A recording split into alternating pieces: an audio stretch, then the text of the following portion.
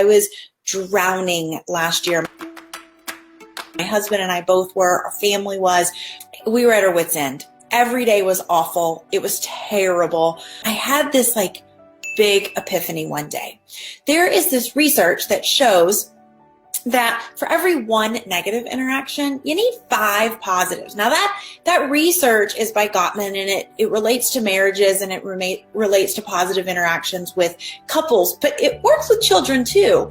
For every one negative, you need 5 positives. So think about that. If you have a child who's melting down, who's screaming at you, who's refusing to go to school, who's refusing to do homework, who's scared to go to school, who's hiding behind you, who's crying at your leg, right? There's so many negative interactions that you guys are having that it seems almost impossible to build up those positives.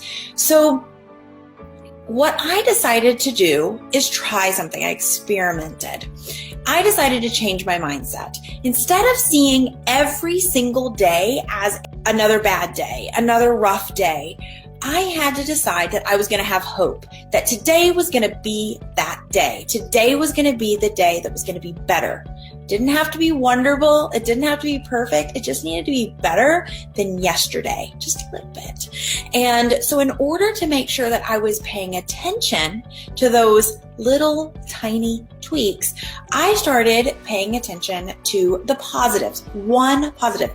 Didn't have to be something gigantic. It could be my son looked at me and, smiled, or my son hugged me today, or we went and had ice cream, right? One tiny thing that was positive interaction between the two of us. So I came up with this thing that was part of our homeschool curriculum, actually. And every morning, my son could not go on to the next thing in the morning until he was able to reflect on one positive thing that happened the day before of those teeny tiny little things. And we started celebrating the small success. We stopped blaming anxiety and worry. We started embracing the anxiety and worry that was in our house and knowing that that could be the cause. And that one thing got us through every day. And we did that every day for about a month.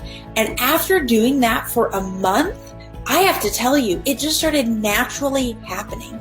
Both my husband's mindset, my son's mindset, our attitudes, our behaviors, they all started kind of shifting to the positive, and we were so much more open to being able to help each other.